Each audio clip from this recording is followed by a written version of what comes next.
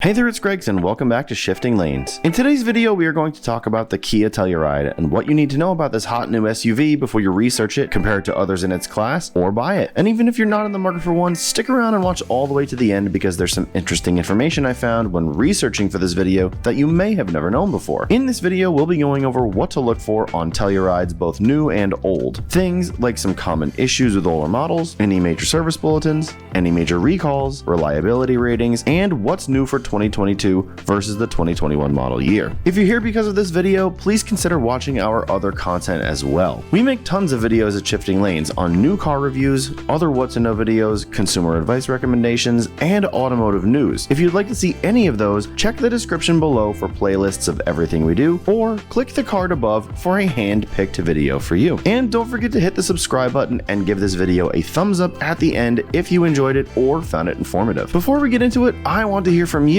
Do you like the Telluride? Are you in the market to buy one? Do you own one and love it? Do you hate it? Leave a comment about anything you think about the Telluride as you watch. I'm curious to hear what you, the community, has to say about it. The Telluride burst onto the three-row SUV scene a few years ago and was immediately lauded by both consumers and journalists alike. With handsome looks and Kia's incredible warranty, the Telluride was instantly a hit. But it wasn't just the warranty and the looks that made the Telluride an instant success. It was Kia's last 10 years. See, Kia, and by extension Hyundai, because they are sister companies, have arguably made the biggest leaps in design, reliability, and overall quality than anyone else in the car industry in the last 10 to 15 years. Seriously, think about where Kia and Hyundai were in 2005 versus where they are today. It's an insane turnaround, and no longer are Kias and Hyundais considered to be budget, bottom-of-the-barrel, cheap cars. They are now major players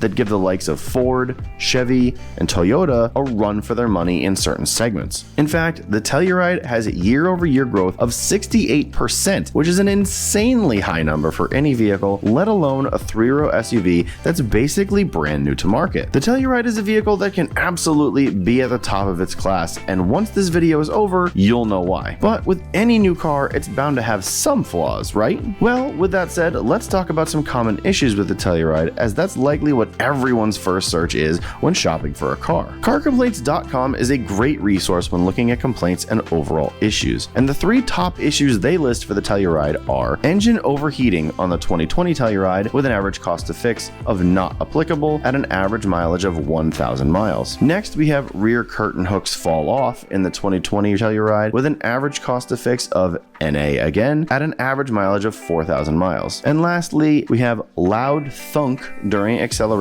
on the 2020 Telluride with an average cost to fix of NA once more at an average mileage of just 17,000 miles. When a not applicable price is shown on sites like these, that just means there's not a fix for this yet, so when that becomes available, if there is one, that price will be shown here on the website. It's just likely there's no fix or price yet because 1, Kia hasn't had enough of these problems to find a fix, or 2, the Telluride is just so new that these issues haven't become widespread enough to warrant a look into them by Kia itself. Other problems noted by consumers on the Telluride range from exterior accessory problems, lights problems, drivetrain issues, and lights issues, among others. Next, let's talk about the technical service bulletins, or TSBs, for the Telluride. If you didn't know, a TSB is a communication from the manufacturer, like Kia, that document recommended procedures for repairing vehicles, and they happen when there are several occurrences of an unanticipated problem. For example, if consumers keep reporting that their doors won't lock because a wire in the door is known to disconnect, and it's happening across many different shops or dealers, the manufacturer will look into it, and if there's a fix, issue a TSB so that if it happens again, the fix is easily understood and rectified. The manufacturer may also find fixes proactively and issue a TSB if the fix does not require a recall. For the Telluride, you may be surprised to learn that there are hundreds of TSBs listed for both model years combined. However, it's important to remember that this isn't necessarily a standard for reliability. Almost all cars have tons of TSBs for each year they are produced, so take this into consideration when doing your research. I won't go into all of the TSBs they list, but if you're more DIY inclined, it's worth poking around in the TSBs should you find something wrong with your vehicle and want to fix it yourself. You may find a TSB with the fix you need and could save yourself hundreds in repair costs with the right know-how. You can find TSBs listed on sites like Car Complaints, as TSBs need to be public knowledge by law. But I will mention that if you do find something wrong, ask the dealer first, as you'll likely have a warranty with a car so new as this that should cover you for almost anything. On that note, let's talk about any active recalls the Telluride has. You can find these, as well as other complaints, manufacturer communications, and investigation information at the National Highway Traffic Safety Administration, or NHTSA for short. I won't go into all of the recalls, but here are a few interesting ones to watch out for. All of these are for the 2020 Telluride. First is inoperative trailer brake lights. Inoperative trailer brake lights can fail to warn other drivers that the vehicle is slowing, increasing the risk of a crash. Kia's fix for this is to have dealers install an additional wire harness to the main fuse box to signal the trailer brake lights. Next is incorrect seatbelt assemblies installed. If a child seat is not properly secured, there is an increased risk of injury to the occupant in a crash. And Kia's fix for this one is to inspect the vehicles and replace any incorrect seatbelt assemblies. The repair will also include replacing the driver's seatbelt, which has a non-US specified label, with a US specification seatbelt. And finally, occupant detection system malfunction. In the event of a crash, deployment of the front passenger airbag with a child in the seat can increase the risk of injury to the child. The fix is replacing the OCS/ODS unit, and if you want, you can bring that right into your Kia dealer and they'll just do it for you for free. Recalls are hugely important to keep up on in your vehicle. If you have a Telluride, be sure to contact your dealer about these issues and get them resolved as soon as possible. If you're looking to buy a Telluride, make sure these recalls have been done before you purchase. It's very impressive that a brand new model and platform from Kia only has 2 and 1 recalls on it respectively for the 2020 and 2021 model years. We can chalk that up to it being newer, but more recalls may trickle in over time, so just watch out for them. Next, let's talk about overall reliability, and this is the section where the Telluride